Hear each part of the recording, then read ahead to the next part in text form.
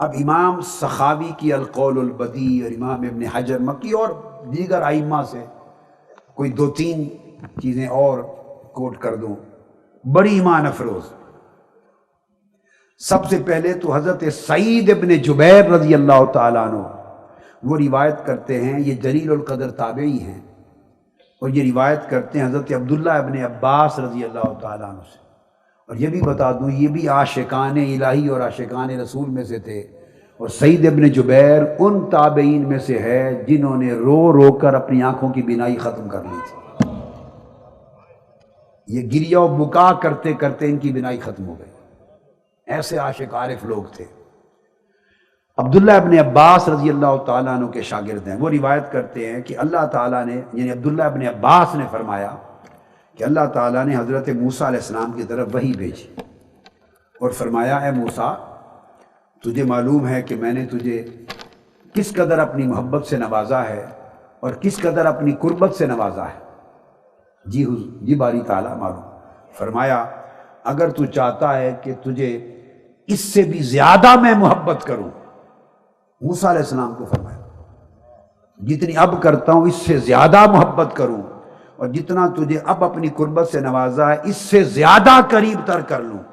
تو فرمایا چاہتے ہو کہ اس سے زیادہ قرب اور محبت پاؤ؟ موسیٰ علیہ السلام نے عرض کیا باری تعالیٰ چاہتا ہوں۔ فرمایا پھر میرے حبیب محمد مصطفیٰ پر کثرت سے درود و سلام پڑھا کر، کثرت سے درود و سلام پڑھا کر۔ اس کو امام ابو القاسم القشیری نے الرسالہ میں روایت کیا، اس کو امام سخاوی نے القول البدیع میں روایت کیا، اس کو امام ابو القاسم التیمی نے الترغیب والترہیب میں روایت کیا، اور حضرت سیدنا کعب الاحبار تابعی ان سے بھی روایت کیا اس کو، موسیٰ علیہ السلام کے ساتھ یہ قول۔ دوسرا جسے امام سخاوی روایت کرتے ہیں وہ یہ فرماتے ہیں کہ بنی اسرائیل میں سے ایک شخص بڑا گنہگار تھا، فوت ہو گیا۔ ایک شخص بڑا گنہگار تھا، فوت ہو گیا۔ اتنا گنہگار تھا کہ لوگوں نے اس کا جنازہ ہی نہیں پڑھا، اس کو کفن اور غسل بھی نہیں دیا، کفن بھی نہیں دیا، ایسے اس کو چھوڑ کے بھاگ گئے۔ آپ اندازہ کریں اس کے کفن دفن کا بھی اہتمام نہیں کیا، نماز جنازہ تک نہیں پڑھا۔ اللہ رب العزت نے موسیٰ علیہ السلام کی طرف وحی بھیجی، فَأَوْحَى اللَّهُ تَعَالَى نَبِيَّهُ موسیٰ علیہ السلام۔ اللہ نے موسیٰ علیہ السلام کی طرف وحی بھیجی، فرمایا اے موسیٰ اس بندے کے پاس اس محلے میں چلا جا، وہاں ایک بندہ فوت ہو گیا اس نام کا، اس کو تو غسل دے اور اس پر نماز جنازہ پڑھ، میں نے اس کو بخش دیا ہے، میں نے اس کو بخش دیا ہے، جا کے اے موسیٰ علیہ السلام، اے موسیٰ جا تو اس کو غسل بھی دے اور اس پر نماز بھی پڑھ۔ تو موسیٰ علیہ السلام نے پوچھا باری تعالیٰ اس کو کس عمل کے باعث بخش دیا ہے، کس عمل کے باعث بخش دیا ہے؟ اللہ پاک نے موسیٰ علیہ السلام کو اپنی وحی کے ذریعے فرمایا اے موسیٰ اس عمل کے باعث کہ یہ بندہ بے شک جتنا گناہگار تھا، مگر جب بھی میری کتاب جو میں نے تم پہ نازل کی تورات کھولتا تھا تلاوت کے لیے، تورات، اور تورات میں جہاں میرے محبوب محمد مصطفیٰ کا نام آتا تھا اس کو چوم کر آنکھوں پہ رکھ لیتا تھا، اس کو چومتا، اس کا نام آتا تو حضور پہ درود پڑھتا تھا، جب محمد مصطفیٰ کا نام آتا تو میرے محبوب پر درود و سلام پڑھتا، اور کبھی اس آیت سے گزرتا نہیں تھا حضور میرے محبوب کے نام پر درود و سلام کے بغیر۔ بس اس عمل کے سبب میں نے اس کو بخش دیا، اور سعادت یہ دی کہ اپنے پیغمبر کو بھیجا جا اس کو غسل بھی دے اور جنازہ بھی پڑھا۔ اس کو امام ابو محمد جبر نے بھی روایت کیا۔ پھر امام مجد الدین، یہ صاحب القاموس الصلات والبشر میں امام مجد الدین روایت کرتے ہیں جو صاحب قاموس ہیں، اور وہ روایت کرتے ہیں سیدنا امام جعفر الصادق علیہ السلام سے، امام جعفر الصادق علیہ السلام سے روایت کرتے ہیں۔ وہ بات جو میں کر چکا، امام جعفر الصادق نے فرمایا جب جمعرات کو عصر کا وقت ہوتا ہے، ہر جمعرات کو عصر کا وقت ہوتا ہے، تو اللہ تبارک و تعالی کثیر تعداد میں فوج در فوج خاص ملائکہ کو زمین پہ بھیج دیتا ہے.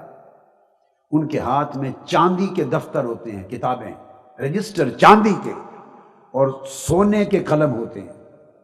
چاندی کے رجسٹر اور سونے کے قلم. اور وہ ملائکہ عصر کی، جمعرات کی عصر سے لے کر جمعہ کے غروب شمس تک رہتے ہیں. اور ان کی ڈیوٹی یہ ہوتی ہے کہ جو شخص اس دوران میرے محبوب پہ درود و سلام پڑھے تم ان کے نام لکھ لکھ کر مجھے بھی اور میرے محبوب کو بھی پیش کرتے رہو. یہ سیدنا امام جعفر الصادق نے اس کو روایت کیا. اب جو امام سخاوی کے حوالے سے جو ایک واقعات ہیں، 3 وہ بہت اہم ہیں. اس کو جو واقعہ سنا رہا ہوں اس کو امام سخاوی حدیث اور اصول الحدیث کے امام ہیں. فتح المغیث اصول حدیث میں معتمد کتاب ہے، متن ہے. وہ جلیل القدر امام حدیث کے جنہوں نے روایت کیا. فرماتے ہیں کہ اس واقعہ کو امام سفیان ثوری نے بیان کیا، ذاتی واقعہ. اور امام سفیان ثوری امیر المومنین فی الحدیث ہیں. وہ فرماتے ہیں کہ خود میں نے حج کے دوران حجاج میں، حاجیوں میں ایک شخص کو دیکھا جو حج پر آیا ہوا تھا. اور میں نے دیکھا کہ ہر وقت وہ صرف درود و سلام ہی پڑھتا تھا. طواف کے دوران، سعی صفا مروہ کے دوران، عرفات میں، مینا میں، جہاں گیا دوران حج ہر قدم پر جہاں دیکھا وہ درود پاک ہی پڑھتا تھا.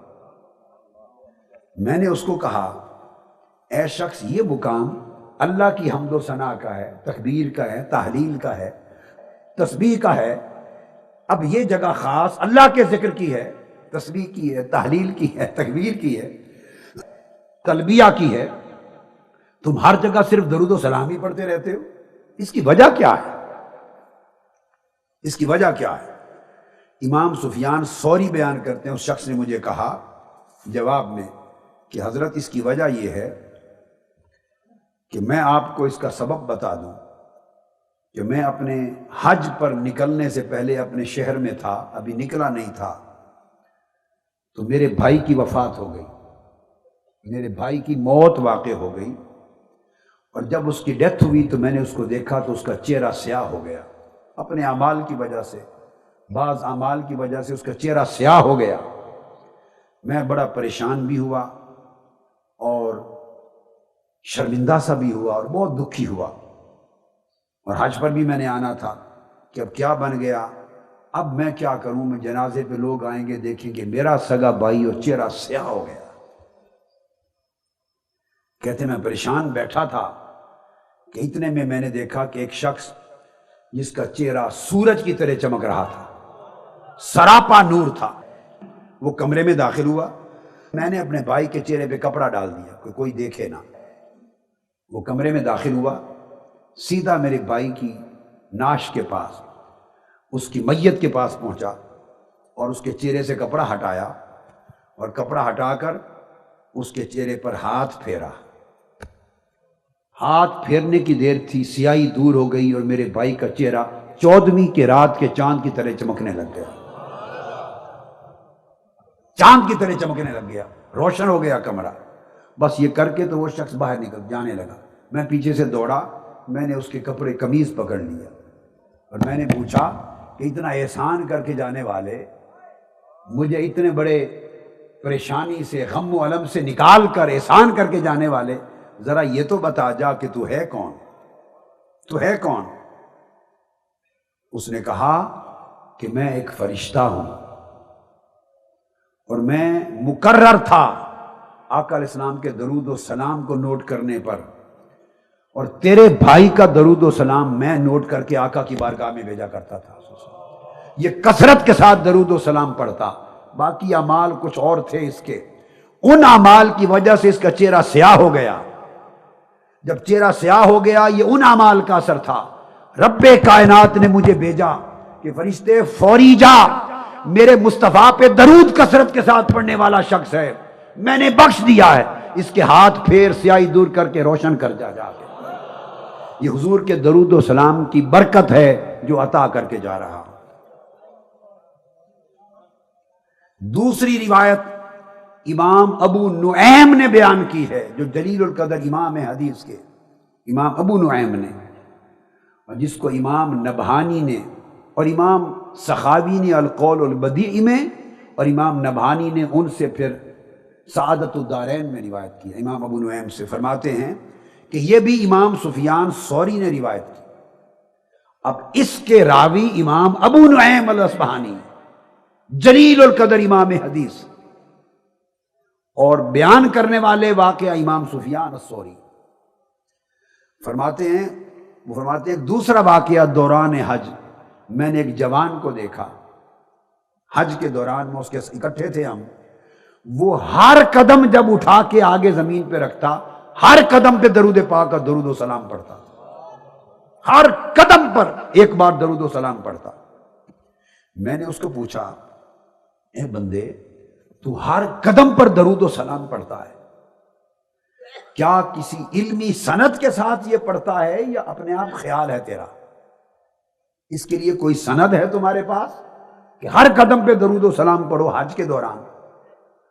اس جوان نے کہا کہ پہلے آپ بتائیں کہ آپ پوچھنے والے کون ہیں. تو میں نے کہا میں سفیان الثوری ہوں.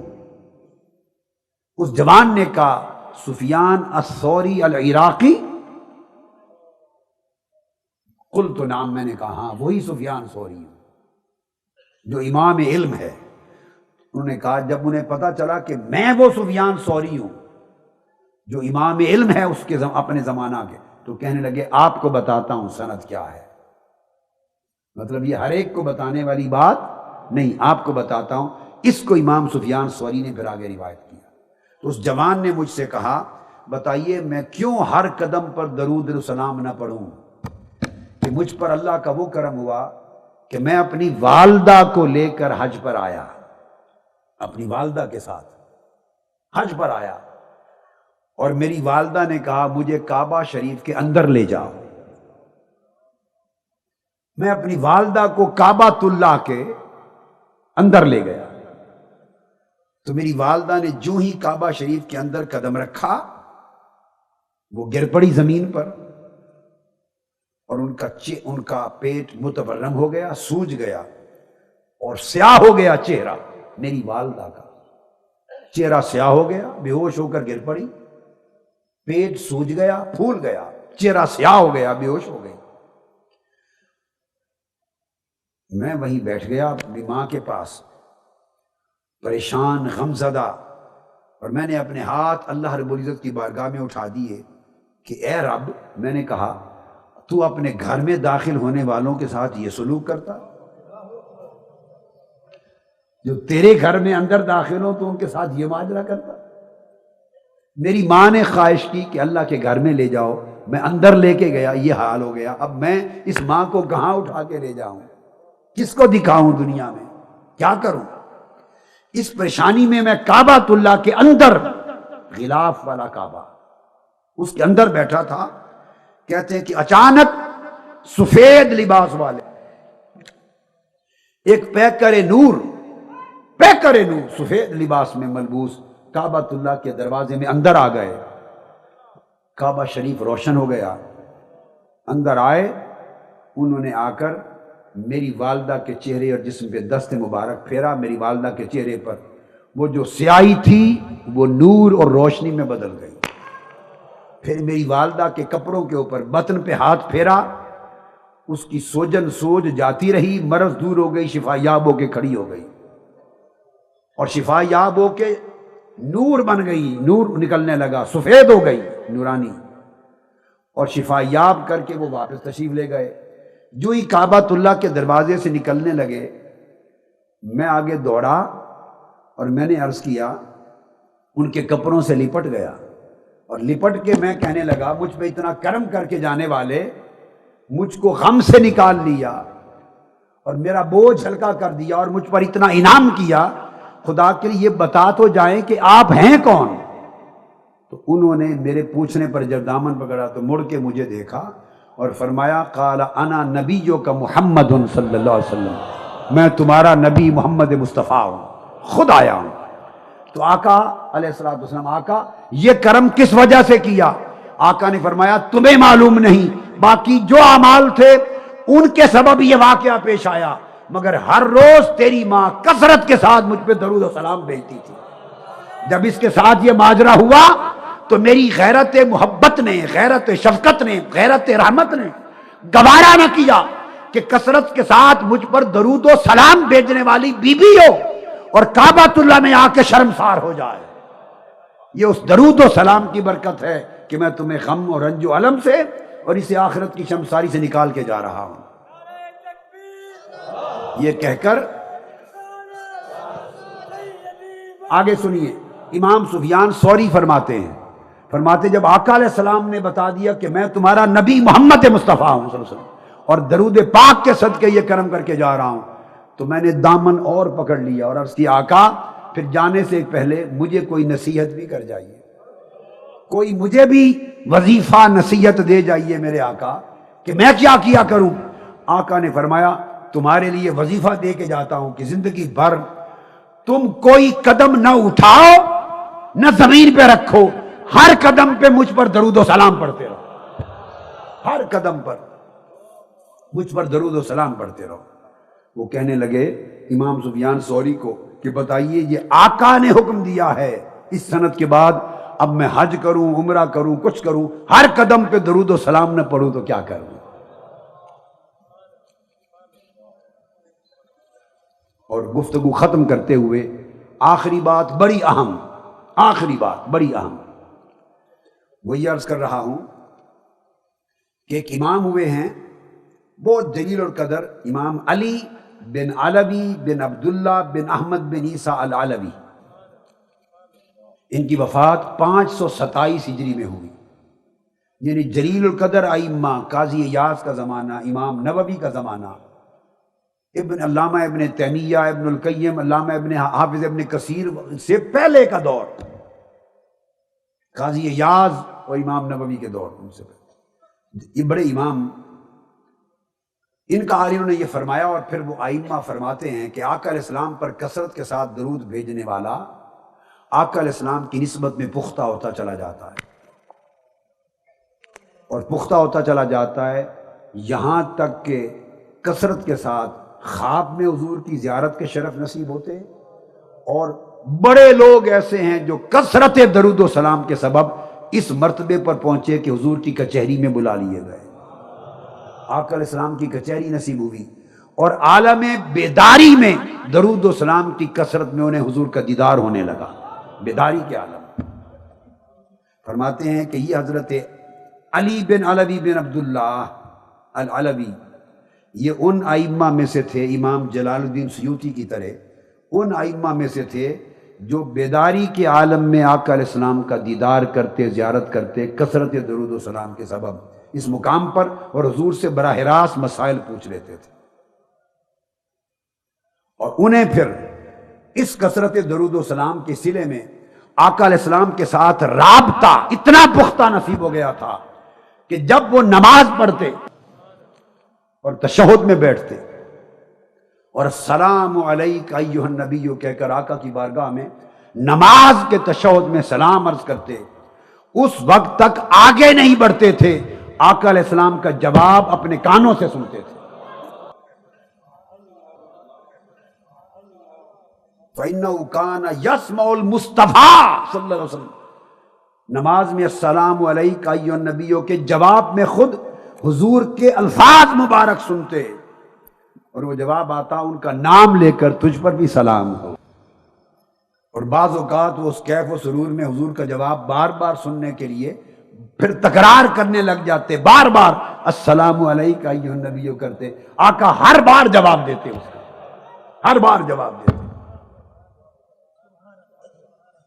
اور ایسے لوگ ہیں، آج بھی ہیں، جو نماز میں جب آقا علیہ السلام پر سلام پڑھتے ہیں السلام علیک ایھا النبی، تو تھوڑی دیر توقف کرتے ہیں، رک جاتے ہیں، کیونکہ اس وقت آقا علیہ السلام کا جواب آتا ہے، اور جواب سن کر آگے بڑھتے ہیں السلام علینا وعلی عباد اللہ الصالحین۔ کان چاہیے، وہ کان سر کے نہیں، وہ دل اور روح کے الگ کان ہیں، جو اس نسبت و رابطے والے کان۔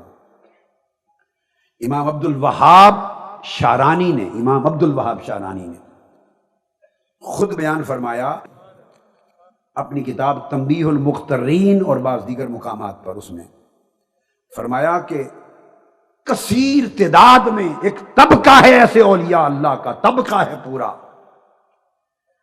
کہ جو کثرت درود و سلام پڑھتے پڑھتے اس مقام پر جا پہنچے ہیں کہ جب آقا علیہ الصلوۃ والسلام اپنی قبر انور میں صلاۃ نماز پڑھتے ہیں، آقا علیہ السلام اپنے روضہ اطہر میں خود نماز پڑھتے ہیں، بڑے اولیاء اللہ اور صالحین اس مقام پر جا پہنچے کہ جب آقا نماز پڑھتے ہیں تو وہ ان کی اقتداء میں نماز پڑھنے والے ہو جاتے ہیں، حضور کے پیچھے کھڑے ہوتے ہیں،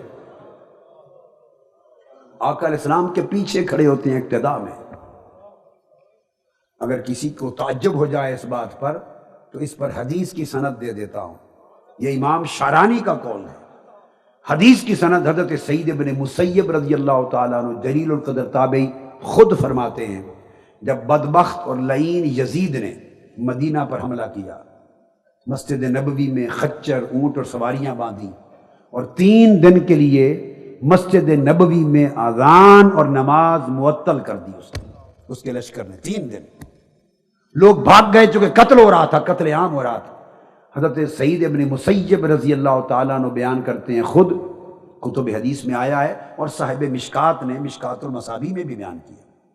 وہ فرماتے ہیں میں دوڑ کے گھر پہنچنے کا مجھے موقع نہ مل سکا، میں حضور کی مسجد نبوی کے جو ممبر نبوی تھا آقا علیہ السلام کا لکڑی کا، اسی کے نیچے چھپ گیا، اور 3 دن 3 رات جب تک قتل عام ہوتا رہا یزیدی فوج کا، اہل مدینہ کا، تو میں 3 دن 3 رات وہ صحابہ اور تابعین کو قتل کرتے رہے۔ 3 دن میں اسی ممبر میں چھپا رہا۔ کہتے ہیں اس رب کی عزت کی قسم جس کے قبضہ قدرت میں میری جان ہے، فرمایا جو کہ ممبر میں چھپا ہوا تھا اور روشنی تو آتی نہیں تھی، تو نہ دن کا پتہ چلتا تھا، نہ رات کا، نہ فجر کا، نہ ظہر کا، نہ عصر مغرب اور عشاء کا، پتہ ہی نہیں چلتا تھا۔ کہتے ہیں خدا کی عزت کی قسم میں اس میں بیٹھا بیٹھا نماز پڑھتا تھا۔ کیسے؟ ہر نماز کے وقت قبر انور کے اندر سے اذان کی آواز آتی تھی، آقا علیہ السلام کی قبر انور میں سے اذان کی آواز آتی، اور میں حضور علیہ السلام کی قبر انور روضہ اطہر کی اذان کی آواز پر نماز ادا کرتا۔ یہ سند میں نے آپ کو کتب حدیث میں سے دے دی، تابعی کی۔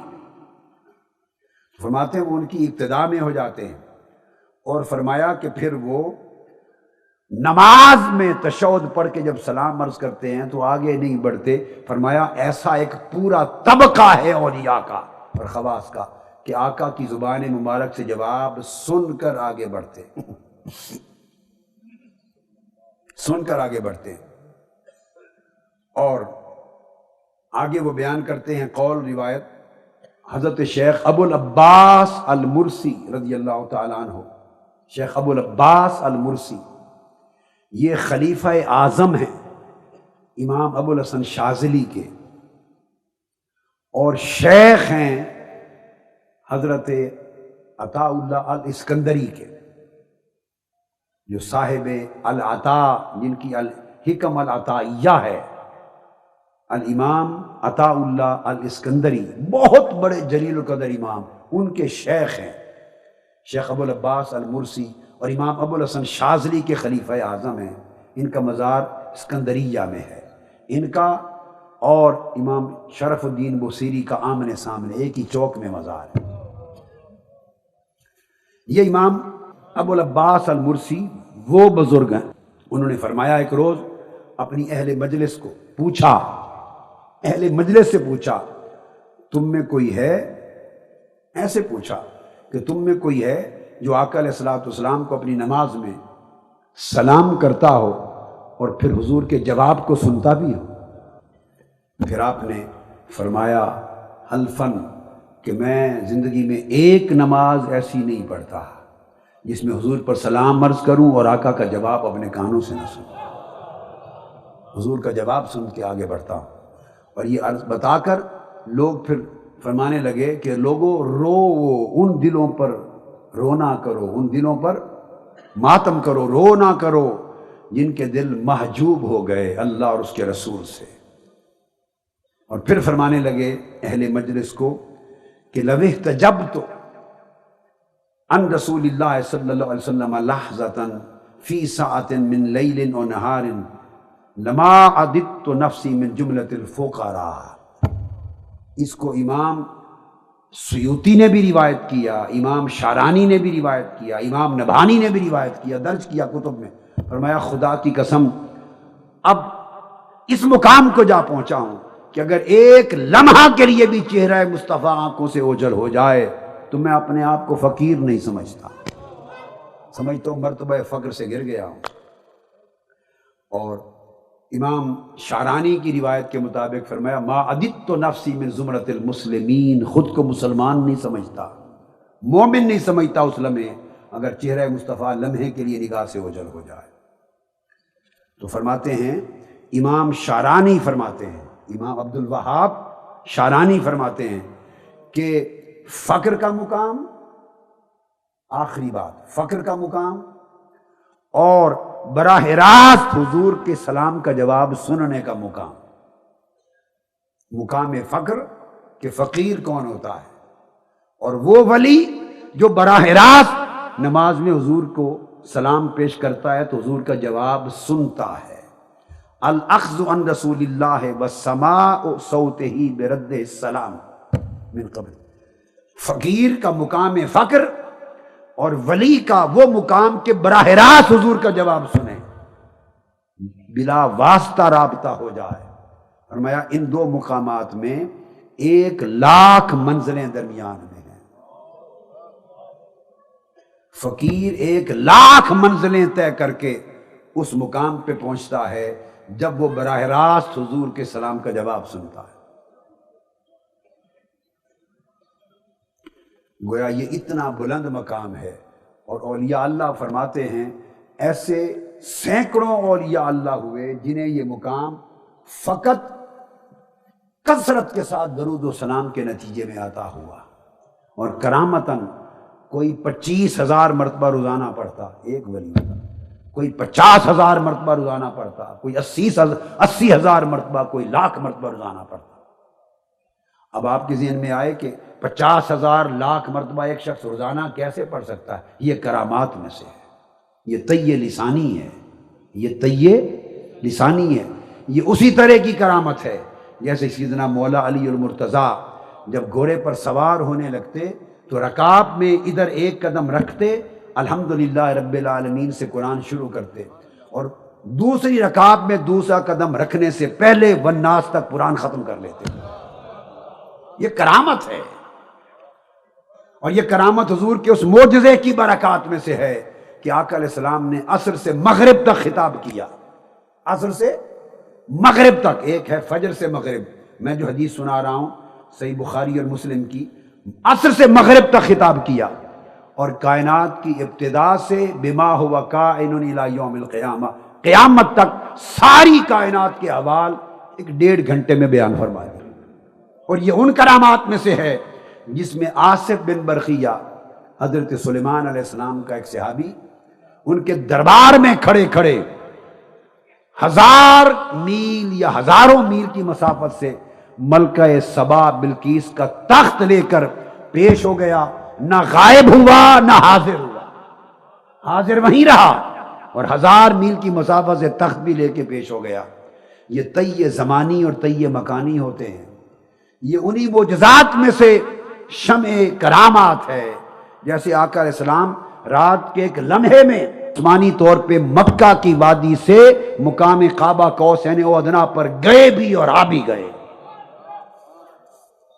یہ تو قرآن بتا رہا ہے نا، مسجد حرام تک تو قرآن نے بھی تصریح کی ہے، من المسجد الحرام الی المسجد الاقصی، رات کے ایک لمحے میں اگر مکہ سے مسجد اقصی تک قرآن کہتا ہے ہو کے آ سکتے ہیں تو حدیث بتاتی ہے مقام کعبہ قوسین سے ہو کے آ گئے، اور قرآن نے بھی کہا سورہ النجم میں۔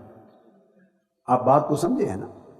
یہ اسی طرح ہے جیسے 100 سال گزر گئے عزیر علیہ السلام پر، ایک لمحہ بھی تھا، 309 سال گزر گئے اصحاب کہف پر، اور انہیں یوں لگا جیسے دن کے چند لمحے گزرتے ہیں، تو وہ رب چاہے تو صدیوں کو ساعتوں میں بدل دے، ہزاروں میلوں کو ایک دو قدم میں بدل دے۔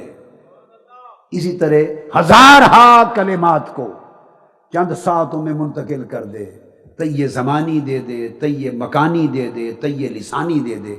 اسی طرح وہ مقام درود و سلام کی برکت سے کئی لوگوں کو مل جاتا ہے کہ وہ ہزارہا مرتبہ، لاکھ مرتبہ درود ایک دن میں پڑھ لیتے ہیں اور پوری آداب کے ساتھ پڑھنے والے ہوتے ہیں۔ یہ ان کی کرامات، یہ درود پاک کی کرامات میں سے ہے۔ لہٰذا یہ آرزو ہے اور یہ آپ کے لیے تاکید بھی ہے کہ تحریک منہاج القرآن کا کوئی رکن اور کوئی رفیق اپنے آپ کو رفیق ہی نہ سمجھے۔ کس کے رفیق ہیں آپ؟ ہم سب، میں بھی آپ بھی، ایک سنگت کی تلاش میں ہیں، اور وہ سنگت مصطفیٰ کی صلی اللہ علیہ وسلم بصورت غلامی ہے، وہ بصورت غلامی ہے۔ تو یہ سنگت آقا علیہ السلام کی غلامی کی صورت میں، قرب کی صورت میں، نسبت کی صورت میں، رابطہ کی صورت میں، مخاطبہ کی صورت میں، سلام اور جواب کی صورت میں اور سماع کی صورت میں، یہ کثرت درود و سلام سے نصیب ہوتی ہے۔ یہ مراتب ولایت نصیب ہوتے ہیں۔ فقراء نیچے رہ جاتے ہیں، اولیاء لاکھ منزلوں کے درمیان نیچے پھرتے رہتے ہیں، درود و سلام اٹھا کے اسے اوپر پہنچا دیتا ہے۔ لہذا کوئی شخص اپنے آپ کو اور کوئی خاتون اپنے آپ کو رفیق اور رفیقہ نہ سمجھے اگر اس کی زندگی کا وظیفہ کثرت درود و سلام نہ ہو، کثرت درود و سلام نہ ہو تو اس کی کوئی رفاقت نہیں ہے۔ لہذا اب 2000 اس سال کے لیے اور ہو سکے تو زائد حلقات درود و سلام قائم کریں، اور میری آرزو ہے کہ گھر گھر سرزمین پاکستان کا اور دنیا میں جہاں جہاں تحریک منہاج القرآن سے لاکھوں لوگ وابستہ ہوتے جائیں گے، ہمارے وابستگان میں سے ہر ایک گھر حضور کے درود و سلام کا حلقہ بن جائے، اور ہر شام ہر وابستہ کے گھر سے ایک رپورٹ گنبد خضرا میں درود و سلام کی جائے۔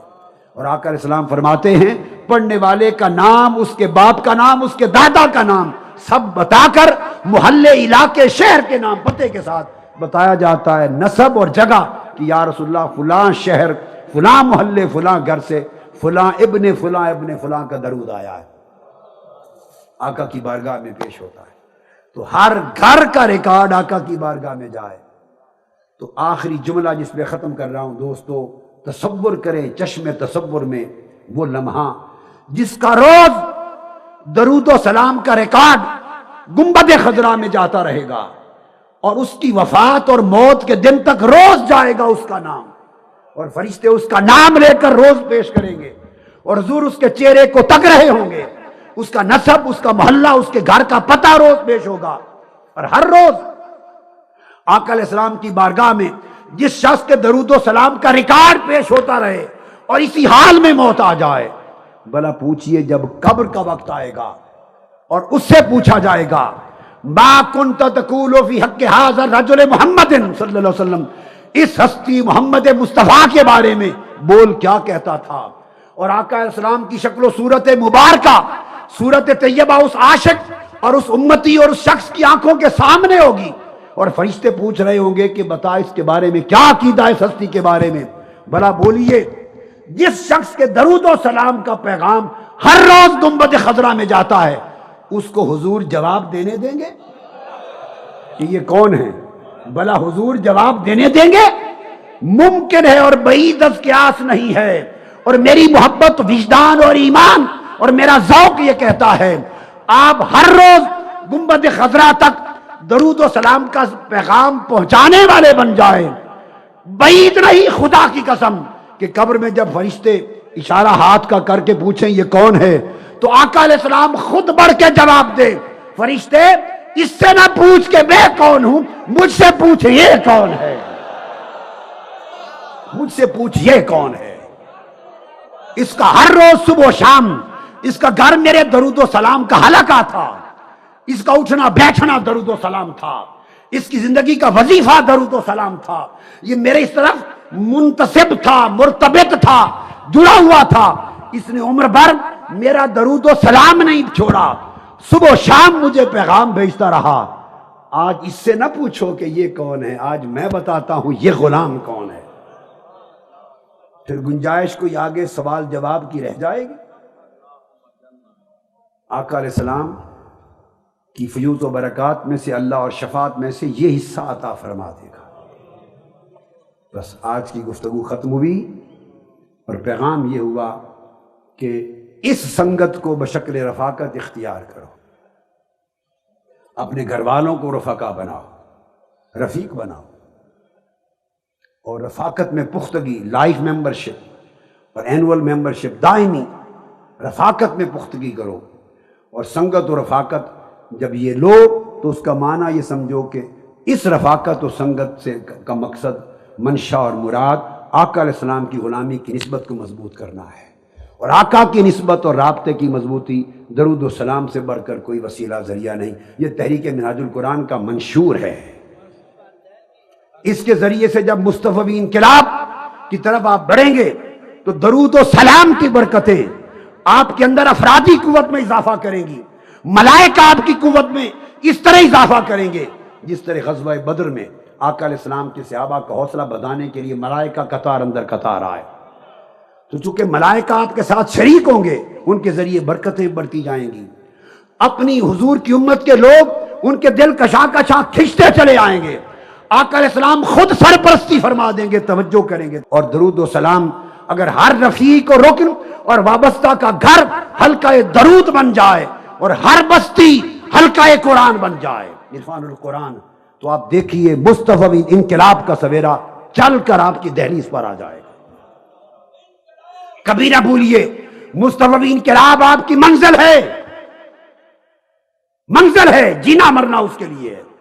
مگر کچا کام قبل از وقت ناپختہ کام نہیں چاہتا، اس کے لیے تیاری ہے. اور وہ تیاری درود و سلام اور حلقہ عرفان القرآن، آپ کو تصور نہیں ہے کہ کتنی تیاری کروا دیں گے. قرآن اور حضور کے درود و سلام دو مل کر سمندر حضور کی امت کا چل پڑے گا آپ کے ساتھ. اور انشاءاللہ اس مقام تک جا پہنچیں گے کہ انقلاب خود آپ کا دروازہ کھٹکھٹا دے گا. اس کو مصطفی انقلاب کی تیاری سمجھے جو سبق دیے کل کی رات اور آج کی رات. اللہ رب العزت ہم سب کو استقامت دے اور وہ منزل نصیب کرے جس کے لیے ہم سب زندہ ہیں.